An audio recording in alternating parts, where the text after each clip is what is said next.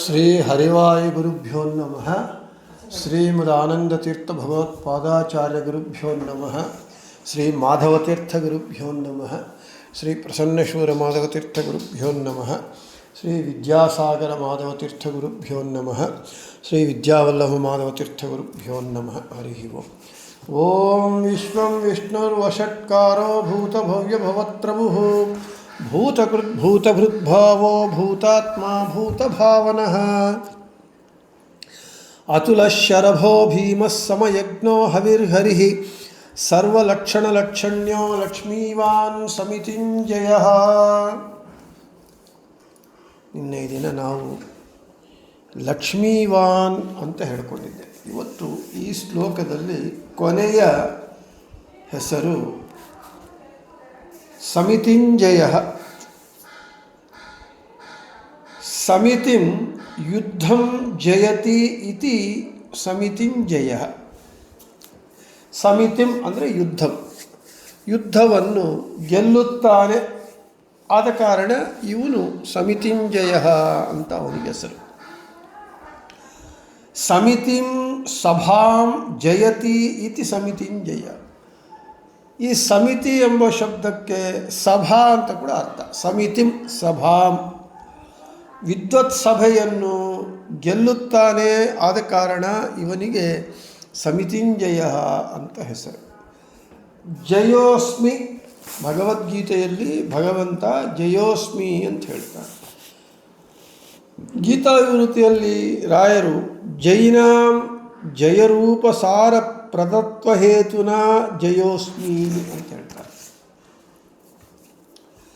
ಯಾರೇ ಯುದ್ಧದಲ್ಲಾಗಲಿ ವಿದ್ಯುತ್ ಸಭೆಯಲ್ಲಾಗಲಿ ಗೆಲ್ಲಬೇಕು ಅಂತಂದರೆ ಅವರಲ್ಲಿ ಜಯನಾಮಕ ಭಗವಂತ ವಿಭೂತಿ ರೂಪದಿಂದ ಇದ್ದು ಅವರಿಗೆ ಜಯವನ್ನು ನಾನು ಕೊಡ್ತೇನೆ ಅಂತ ಕೃಷ್ಣ ಭಗವದ್ಗೀತೆಯಲ್ಲಿ ತಾನೇ ಹೇಳಿದ್ದಾನೆ. ಇನ್ನು ಸಮಿತಿಂ ಸಾಮ್ಯಂ ಜಯತಿ ಅಭಿಭವತಿ ಅತಿಕ್ರಮತೀತಿ ಯಾವತ್ ಸಮಿತಿಂಜಯ ಸಮಿತಿರ್ಯುಧಿ ಸಂಗಮೆ ಸಾಮ್ಯೇ ಸಭಾಯಾಂ ಇತಿ ಹೇಮಚಂದ್ರ ಗ್ರಂಥ. ಸಮಿತಿಂ ಅಂದರೆ ಸಾಮ್ಯಂ ಅಂದರೆ ಸಮಾನತ್ವವನ್ನು, ಜಯತಿ ಅಭಿಭವತಿ ಅತಿಕ್ರಮತಿ ಯಾವತ್ತು ಸಮಿತಿಂಜಯ ಅಂದರೆ ಸಾಮ್ಯವನ್ನು ಅತಿಕ್ರಮಿಸುತ್ತಾನೆ. ಆದ ಕಾರಣ ಅವನಿಗೆ ಸಮಿತಿಂಜಯ. ಯಾಕೆ ಅಂದರೆ ಸರ್ವತಂತ್ರ ಸ್ವತಂತ್ರನಾದ, ನಿರ್ದುಷ್ಟನಾದ, ಗುಣಪರಿಪೂರ್ಣನಾದ, ದೋಷ ದೂರನಾದ ಭಗವಂತನಿಗೆ ಯಾರೂ ಸಮಾನರು ಇಲ್ಲದ ಪ್ರಯುಕ್ತ ಸಾಮ್ಯವನ್ನು ಮೀರಿ ನಿಂತಿರ್ತಾನಾದ ಕಾರಣ ಭಗವಂತನಿಗೆ ಸಮಿತಿಂಜಯ ಅಂತ ಹೆಸರು. ಇನ್ನು ಭಗವಂತನಿಗೆ ಸಮರು ಯಾರೂ ಇಲ್ಲ ಎಂಬ ವಿಷಯವನ್ನು ನಾವು ಅತುಲನಾಮವನ್ನು ಹೇಳಿಕೊಳ್ಳುವಾಗ ವಿಸ್ತಾರವಾಗಿ ಹೇಳಿಕೊಂಡಿದ್ದೇವೆ. ಇನ್ನು ಭಗವತಃ ಸಾಮ್ಯರಾಹಿತ್ಯಮಧಿಕೃತ್ಯ ಅಧಿಕಃ ವಿಚಾರಃ ಅತುಲಃ ಇತಿ ನಾಮ್ನಃ ವ್ಯಾಖ್ಯಾನೆ ದ್ರಷ್ಟವ್ಯಃ. ಭಗವಂತನು ಅನಂತ ಕಲ್ಯಾಣ ಗುಣಗಳಿಂದ ಕೂಡಿದ್ದಾನೆ. ಸಮಿತಿಂ ಅಂದರೆ ಅನಂತ ಕಲ್ಯಾಣ ಗುಣಗಳಿಂದ ಕೂಡಿರುವವನು. ಆದ ಕಾರಣ ಅವನಿಗೆ ಸಮಿತಿಂಜಯ ಅಂದರೆ ಅನಂತ ಗುಣಗಳು ಭಗವಂತನಲ್ಲಿ ಒಂದೇ ಕಡೆ ಸೇರಿದೆ. ಅದಕ್ಕೆ ಕಾಂತಾಯ ಕಲ್ಯಾಣ ಗುಣೈಕಧಾಮ್ನೆ, ಕಲ್ಯಾಣ ಗುಣಗಳಿಗೆ ಮುಖ್ಯ ಆಶ್ರಯನಾದವನು. ಇನ್ನು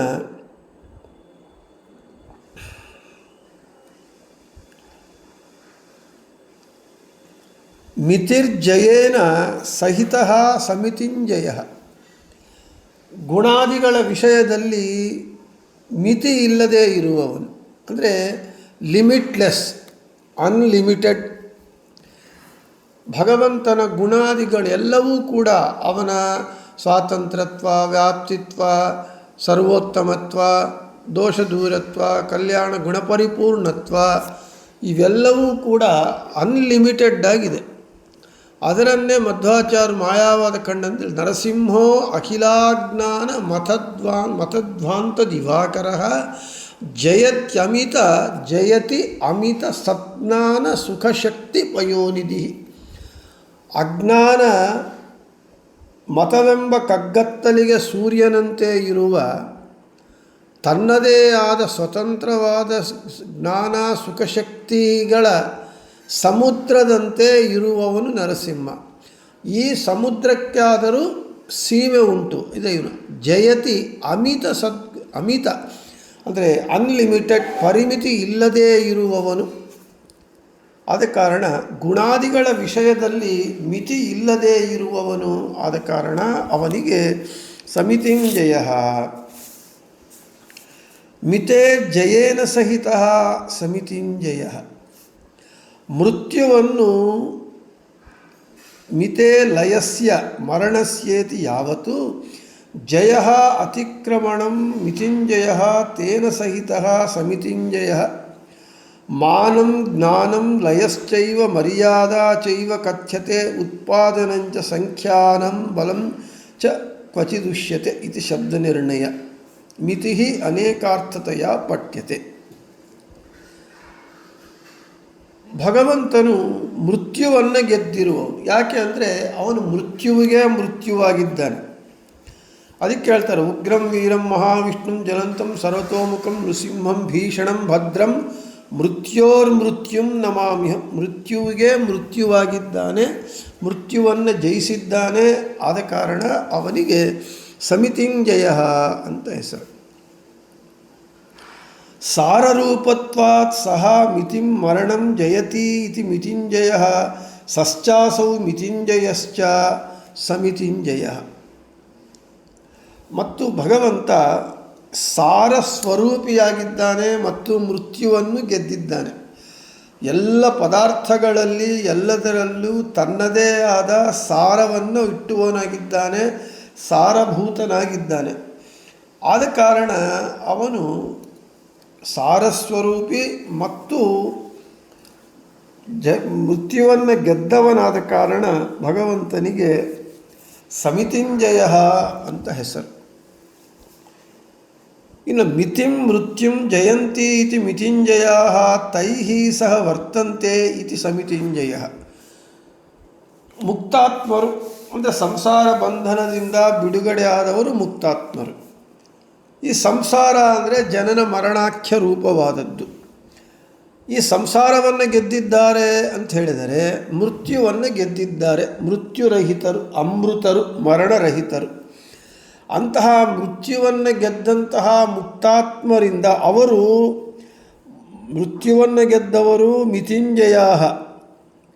ಅವರ ಜೊತೆಗೆ ಇರ್ತಾನಾದ ಕಾರಣ ಇವನಿಗೆ ಸಮಿತಿಂಜಯ ತೈಹಿ ಸಹ ವರ್ತತೆ ಇತಿ ಸಮಿತಿಂಜಯ ಅಂತ ಹೆಸರು. ಇನ್ನು ಮಿತಿಂ ಪ್ರಮಿತಿಂ ಜಯಂತಿ ಪ್ರಾಪ್ನುವಂತಿ ಇತಿ ಮಿತಿಂಜಯ ತೈಹಿ ಸಹ ವರ್ತತೆ ಇತಿ ಸಮಿತಿಂಜಯ. ಮಿತಿಂ ಅಂದರೆ ಪ್ರಮತಿಂ ಅಂದರೆ ಪ್ರಮಿತಿಂ ಜ್ಞಾನ, ಜಯಂತಿ ಪ್ರಾಪ್ನುವಂತಿ ಜ್ಞಾನವನ್ನು ಪಡೆದಿರುವಂತಹ ಜ್ಞಾನಿಗಳ ಜೊತೆಗೆ ಯಾವಾಗಲೂ ಇರ್ತಾನಾದ ಕಾರಣ ತೈಹಿ ಸಹ ವರ್ತತೆ ಇತಿ ಸಮಿತಿಂಜಯ. ಜ್ಞಾನಿಗಳ ಜೊತೆಗೆ ಯಾವಾಗಲೂ ಇರ್ತಾನಾದ ಕಾರಣ ಜ್ಞಾನಿ ಸಚ ಮಮ ಪ್ರಿಯ ಅಂತ ಏನು ಹೇಳಿದ್ದಾನೆ. ಆದ ಕಾರಣ ಭಗವಂತನಿಗೆ ಸಮಿತಿಂಜಯ ಅಂತ ಹೆಸರು. ಇನ್ನು ಭಗವಂತ ಎಲ್ಲರ ಜೊತೆಗೂ ಇರ್ತಾನೆ. ಅವನು ಎಲ್ಲರಲ್ಲೂ ಇದ್ದಾನೆ, ಸರ್ವತ್ರ ವ್ಯಾಪ್ತನಾಗಿದ್ದಾನೆ. ಆದರೆ ಜ್ಞಾನಿಗಳಲ್ಲಿ ವಿಶೇಷ ಏನು ಅಂತ ಹೇಳಿದರೆ ಜ್ಞಾನಿಗಳು ಅವನಿಗೆ ಪ್ರೀತಿಪಾತ್ರರಾದ ಕಾರಣ ಜ್ಞಾನಿಗಳ ಜೊತೆಗೆ ವಿಶೇಷವಾಗಿ ಇರ್ತಾನೆ. ಜ್ಞಾನಿಗಳು ಅಷ್ಟೇ, ಯಾವಾಗಲೂ ಭಗವಂತ ನಮ್ಮ ಜೊತೆಗೆ ಇದ್ದಾನೆ ಎಂಬುವ ಅರಿವು ಇರುತ್ತೆ. ಇಲ್ಲಿ ಭಗವಂತ ನಮ್ಮ ಜೊತೆಗೆ ಯಾವಾಗಲೂ ಇದ್ದೇ ಇರ್ತಾನೆ. ನಮ್ಮನ್ನು ಅವನು ಬಿಟ್ಟು ಹೋಗೋದೇ ಇಲ್ಲ. ಆದರೆ ಅವನು ನಮ್ಮ ಜೊತೆಗೆ ಇದ್ದಾನೆ ಎಂಬ ಅರಿವು, ಜ್ಞಾನ, ತಿಳುವಳಿಕೆ ನಮಗಿರೋದಿಲ್ಲ. ಅದೇ ಬಂದಿರೋ ಸಮಸ್ಯೆ. ಆದರೆ ಜ್ಞಾನಿಗಳಿಗೆ ಹಾಗಲ್ಲ. ಜ್ಞಾನಿಗಳಿಗೆ ಭಗವಂತ ಯಾವಾಗೂ ನಮ್ಮ ಜೊತೆಗೆ ಇದ್ದಾನೆ ಎಂಬುವಂತಹ ಅರಿವು ಇರುತ್ತೆ. ನಮಗೆ ಜ್ಞಾನ ಮುಖ್ಯ.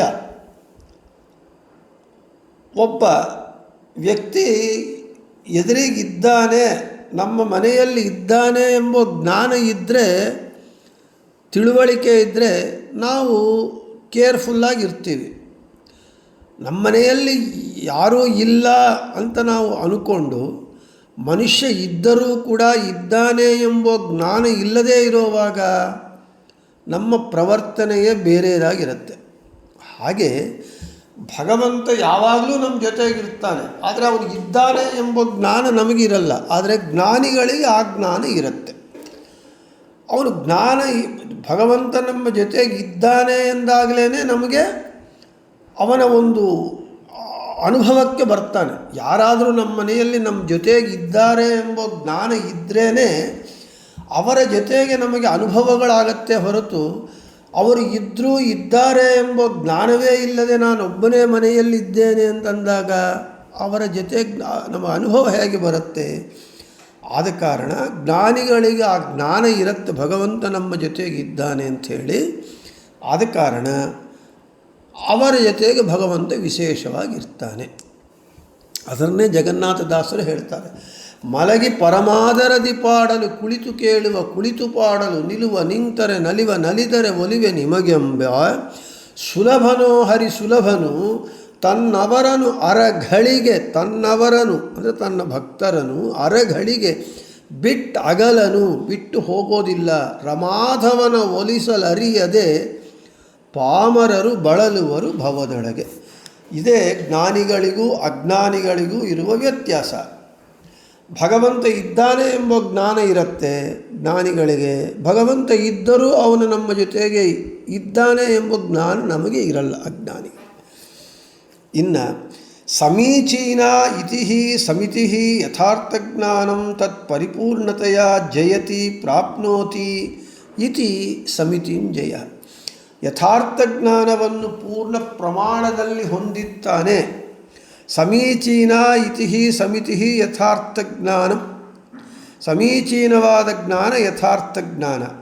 ತತ್ ಪರಿಪೂರ್ಣತೆಯ ಜಯತಿ, ಆ ಪರಿಪೂರ್ಣ ಜ್ಞಾನ ಯಥಾರ್ಥ ಜ್ಞಾನವನ್ನು ಪರಿಪೂರ್ಣವಾಗಿ ಹೊಂದಿದ್ದಾನಾದ ಕಾರಣ ಭಗವಂತನಿಗೆ ಸಮಿತಿಂಜಯ ಅಂತ ಹೆಸರು. ಇನ್ನು ಜಿಜ್ಞಾಸೆಗೆ ಬಂದರೆ, ಭಗವಂತನು ಸರ್ವಜ್ಞ. ಅದು ಪ್ರಮಾಣ ಲಕ್ಷಣದಲ್ಲಿ, ಪ್ರಮಾಣ ಚಂದ್ರಿಕೆಯಲ್ಲಿ, ಪ್ರಮಾಣ ಪದ್ಧತಿಯಲ್ಲಿ ಭಗವಂತನ ಜ್ಞಾನ ಈಶ್ವರ ಜ್ಞಾನಂ ಅಂತ ಹೇಳಿದರೆ, ಸರ್ವ ವಿಷಯ ಜ್ಞಾನಂ ಈಶ್ವರ ಜ್ಞಾನ. ಎಲ್ಲ ಜ್ಞಾನವೂ ಅವನಿಗಿರುತ್ತೆ. ಆದರೆ ಇಲ್ಲಿ ಮತ್ತೂ ಒಂದು ಪ್ರಶ್ನೆ ನಮಗೆ ಬರುತ್ತೆ. ಶುಕ್ತಿಯನ್ನು ನೋಡಿ ರಜತ ಅಂತ ತಿಳ್ಕೊಳ್ಳೋದು, ದೂರದಿಂದ ನಾವು ಶುಕ್ತಿಯನ್ನು ನೋಡ್ತೇವೆ, ಅದರ ಮೇಲೆ ಸೂರ್ಯನ ಬೆಳಕು ಬಿದ್ದಾಗ ಅದು ಬೆಳ್ಳಿಯಂತೆ ಹೊಳೆಯುತ್ತೆ, ಅಯ್ಯೋ ಅದು ಬೆಳ್ಳಿ ಅಂತ ಭ್ರಮಿಸುತ್ತೇವೆ. ಹತ್ತಿರ ಹೋಗಿ ನೋಡ್ತೇವೆ, ಆಮೇಲೆ ಅದು ಬೆಳ್ಳಿಯಲ್ಲ ಶುಕ್ತಿ ಅಂತ ಗೊತ್ತಾಗುತ್ತೆ. ಭಗವಂತ ಸರ್ವಜ್ಞ ಅಂತಂದಾಗ ಶುಕ್ತಿಯನ್ನು ನೋಡಿ ರಜತ ಅಂತ ಭ್ರಮಿಸುತ್ತಾನಲ್ವ, ಇದು ಭ್ರಮಾಜ್ಞಾನ. ಸರ್ವಜ್ಞ ಅಂತಂದಾಗ ಭಗವಂತನಿಗೂ ಈ ಶುಕ್ತಿ ರಜತದ ಒಂದು ಭ್ರಮಾಜ್ಞಾನ ಇದೆ, ಅವನು ಭ್ರಾಂತನಾಗ್ತಾನಲ್ವಾ ಅಂತ ಪ್ರಶ್ನೆ ಬಂದರೆ ಅಲ್ಲ. ಅದು ಭಗವಂತ ಎಲ್ಲ ವಿಷಯಗಳ ಜ್ಞಾನ ಅವನಿಗೆ ಇದೆ, ಆದರೆ ಆ ಶುಕ್ತಿಯನ್ನು ನೋಡಿ ರಜತ ಅಂತ ಭ್ರಮಿಸುವುದು ಅವನಿಗೆ ಇಲ್ಲ. ಆದ ಕಾರಣ ಅವನು ಸರ್ವಜ್ಞನಾಗ್ತಾನೆ. ಅಂದರೆ ಭ್ರಮಾಜ್ಞಾನ ಎಂಬುದು ಅಜ್ಞಾನ, ದೋಷ. ಇಲ್ಲದೇ ಇದ್ದನ್ನು ಇದ್ದಂತೆ, ಇದ್ದಿದ್ದನ್ನು ಇಲ್ಲದೇ ಇದ್ದಂತೆ ತಿಳಿಯುವುದು ದೋಷ. ಕತ್ತಲಲ್ಲಿ ಸರಿಯಾಗಿ ನಾವು ರಜ್ಜು ಸರ್ಪ, ಹಗ್ಗವನ್ನು ನೋಡಿ ಸರ್ಪ ಅಂತ ತಿಳ್ಕೊಳ್ಳೋದು, ಅಥವಾ ಸರ್ಪವನ್ನು ನೋಡಿ ಹಗ್ಗ ಅಂತ ತಿಳ್ಕೊಳ್ಳೋದು, ಇದು ಭ್ರಮಾಜ್ಞಾನ, ದೋಷ. ಆದರೆ ಎಲ್ಲ ಜ್ಞಾನ ಇದೆ ಅಂತ ಹೇಳಿದರೆ ಭಗವಂತನಿಗೂ ಈ ಜ್ಞಾನ ಇದವಲ್ಲ ಅಂತ ಹೇಳಿದರೆ ಅಲ್ಲ. ಭಗವಂತನಿಗೆ ಅವನಿಗೆ ಸರ್ಪವನ್ನು ನೋಡಿ ಹಗ್ಗ ಅಂತಾಗಲಿ, ಹಗ್ಗವನ್ನು ನೋಡಿ ಸರ್ಪ ಅಂತ ತಪ್ಪುವಾಗಿ ತಿಳ್ಕೊಳ್ಳುವುದು, ಭ್ರಾಂತನಾಗುವುದು ಅವನಿಗೆ ಇಲ್ಲ. ಅವನಿಗೆ ಇನ್ನೊಬ್ಬನಿಗೆ ಇವನಿಗೆ ಭ್ರಮಾಜ್ಞಾನ ಇದೆ, ಇವನು ಕತ್ತಲಲ್ಲಿ ಹಗ್ಗವನ್ನು ನೋಡಿ ಹಾವು ಅಂತ ತಿಳ್ಕೊಳ್ತಾ ಇದ್ದಾನೆ, ಇವನಿಗೆ ಭ್ರಮಾಜ್ಞಾನ ಇದೆ ಅಂತ ಭಗವಂತನಿಗೆ ಗೊತ್ತಿರುತ್ತೆ ಹೊರತು ಸ್ವತಃ ಭಗವಂತನಿಗೆ ಆ ಭ್ರಮಾಜ್ಞಾನ ಇರುವುದಿಲ್ಲ. ಆದ ಕಾರಣ ಅವನು ಸರ್ವಜ್ಞ ಅಂತ. ಅದಕ್ಕೆ ಸಮಿತಿಂಜಯ ಅಂದರೆ ಪೂರ್ಣವಾದ ಯಥಾರ್ಥ ಜ್ಞಾನ ಉಳ್ಳವನು ಆದ ಕಾರಣ ಭಗವಂತನಿಗೆ ಸಮಿತಿಂಜಯ ಅಂತ ಹೆಸರು ಅಂತ ಹೇಳ್ತಾ ಇದ್ದಾರೆ. ಅರ್ಥಾತ್ ಭಗವಂತನು ಸರ್ವಜ್ಞನಾಗಿದ್ದಾನೆ. ಅವನಿಗೆ ಈ ಇನ್ನೊಬ್ಬನಿಗೆ ಭ್ರಮಾಜ್ಞಾನ ಇದೆ ಎಂಬುದು ಇವನಿಗಿರುತ್ತೆ ಹೊರತು ಅವನಿಗೆ ಸ್ವತಃ ಇರಲ್ಲ. ನಮಗೆ ಆ ಭ್ರಮಾಜ್ಞಾನ ನಮಗೆ ಇರುತ್ತೆ. ಇನ್ನೂ ನಮಗೆ ಅರ್ಥ ಆಗೋ ರೀತಿಯಲ್ಲಿ ಹೇಳಬೇಕು ಅಂತ ಹೇಳಿದರೆ, ಒಂದು ಸಣ್ಣ ಹುಡುಗ ಅವನು ಹಗ್ಗವನ್ನು ನೋಡಿ ಹಾವು ಅಂತ ತಿಳ್ಕೊಳ್ತಾ ಇರ್ತಾನೆ. ನಮಗೆ ಗೊತ್ತು ಅದು ಬರೇ ಹಗ್ಗ ಹಾವಲ್ಲ ಅಂತ ಹೇಳಿ. ಆಗ ನಾವು ಅವನಿಗೆ ಹೇಳ್ತೇವೆ, ನೋಡಿ ಅವ್ನು ನಮಗೆ ಗೊತ್ತು ಇವನು ಹಗ್ಗವನ್ನು ನೋಡಿ ಹಾವು ಅಂದ್ಕೊಳ್ತಾ ಇದ್ದಾನೆ ಅಂಥೇಳಿ. ಅಷ್ಟೇ ಹೊರತು ನಮಗೆ ಆ ಭ್ರಮಾಜ್ಞಾನ ಇಲ್ಲ, ಸಣ್ಣ ಹುಡುಗನಿಗಿದೆ. ಹಾಗೆ ನಾವು ಸಣ್ಣ ಹುಡುಗರಾಗಿ ಭಗವಂತನ ಮುಂದೆ ಜ್ಞಾನ ಅರ್ಭಕರು. ನಾವು ಬಾಲಕರು ಜ್ಞಾನದಲ್ಲಿ. ಆ ಭ್ರಮಾಜ್ಞಾನ ನಮಗೆ ಇದೆ ಅಂಥೇಳಿ ಪೂರ್ಣ ಪ್ರಜ್ಞನಾದ ಸರ್ವಜ್ಞನಾದ ಭಗವಂತನಿಗೆ ಗೊತ್ತು, ಅವನಿಗೆ ಸ್ವತಃ ಭ್ರಮಾಜ್ಞಾನ ಇಲ್ಲ ಅಂತ ಹೇಳ್ತಾ, ಇವತ್ತಿನ ಬೃಹತಿ ಸಹಸ್ರದ ಪ್ರಕಾರ ಸಮಿತಿಂಜಯ ಎಂಬುದಕ್ಕೆ ಓಂ ಚಕಾರೇಂದ್ರೋ ವಿಶ್ವಾಯೋತಿ ಶೃಂಗೇ ವಾಜದಾವ ಮಘೋನಾಂ ಪ್ರಭರ್ತ ರಥಂ ಗವ್ಯಂತಮಪಾಕಾಚಿತ್ ಯಮವತಿ ಇನಃ. ಇಂದ್ರನು ಮಘೋನಾಂ ಯಾಗ ಮಾಡುವವರಿಗೆ ವಾಜದಾವ ಭಾಗ್ಯವನ್ನು ಕೊಡುವವನಾಗಿ ವಿಶ್ವ ಎಲ್ಲವನ್ನು ಚಕಾರ ಮಾಡಿದ್ದಾನೆ. ಆದ್ದರಿಂದ ಅವನು ಅತಿ ಸರ್ವೋತ್ತಮನಾಗಿ ಶೃಂಗೆ ಕೇಳಲ್ಪಡ್ತಾನೆ. ಯಹ ಆ ಇಂದ್ರನು ಗವ್ಯಂತಂ ಜ್ಞಾನ ಬಯಸುವವನನ್ನು, ರಥಂ ಸಾಧನ ದಾಹವುಳ್ಳವನನ್ನು ಪ್ರಭರ್ತ ಚೆನ್ನಾಗಿ ರಕ್ಷಿಸುತ್ತಾನೆ. ಆ ಇಂದ್ರನು ಇನಃ ಸ್ವಾಮಿಯು ಯಾವನನ್ನು ಅವತಿ ರಕ್ಷಿಸುತ್ತಾನೋ ಅವನನ್ನು ಅಪಾಕಾಚಿತ್ ದೂರದಿಂದ ರಕ್ಷಿಸುತ್ತಾನೆ. ಇಂದ್ರನಾಮಕ ಭಗವಂತನು ಯಜ್ಞ ಮಾಡುವವರಿಗೆ ದೊಡ್ಡ ದೈವವಾಗಿದ್ದಾನೆ, ಹೆದ್ದೈವವಾಗಿದ್ದಾನೆ. ಅವನು ಯಾಗಶಾಲೆಗಳಿಗೆ ಬಂದು ಯಾರು ಯಾಗ ಮಾಡ್ತಾರೋ ಅವರಿಗೆ ಒಳ್ಳೆಯ ಭಾಗ್ಯವನ್ನು ಕೊಡ್ತಾನೆ. ಆದ ಕಾರಣ ಅವನು ಸರ್ವೋತ್ತಮನೆಂದು ಸುಪ್ರಸಿದ್ಧನಾಗಿದ್ದಾನೆ. ಅದರಲ್ಲಿಯೂ ಯಾರು ಭಗವಂತನ ಜಿಜ್ಞಾಸುಗಳಿರ್ತಾರೆ, ಭಗವಂತನನ್ನು ತಿಳ್ಕೋಬೇಕು ಎಂಬ ಜಿಜ್ಞಾಸುಗಳಿರ್ತಾರೆ, ಅವರನ್ನು ಚೆನ್ನಾಗಿ ರಕ್ಷಣೆ ಮಾಡ್ತಾ ಇರ್ತಾನೆ. ಭಗವಂತ ಸರ್ವಸ್ವಾಮಿಯಾಗಿದ್ದಾನೆ, ಸರ್ವತ್ರ ಇರುವವನಾಗಿದ್ದಾನೆ. ಹೀಗೆ ಭಗವಂತ ಅವನು ರಕ್ಷಿಸಬೇಕು ಅಂತ ಅಂದ್ಕೊಂಡ್ರೆ ದೂರದಿಂದಾದರೂ ರಕ್ಷಿಸುತ್ತಾನೆ.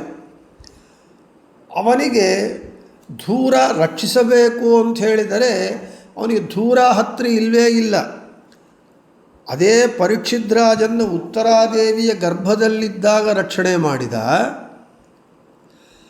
ಅದೇ ಅಭಿಮನ್ಯುವನ್ನು ರಣರಂಗದಲ್ಲಿ ತಾನು ರಕ್ಷಣೆ ಮಾಡಲಿಲ್ಲ. ಅದೇ ಪರೀಕ್ಷಿದ್ರಾಜನನ್ನು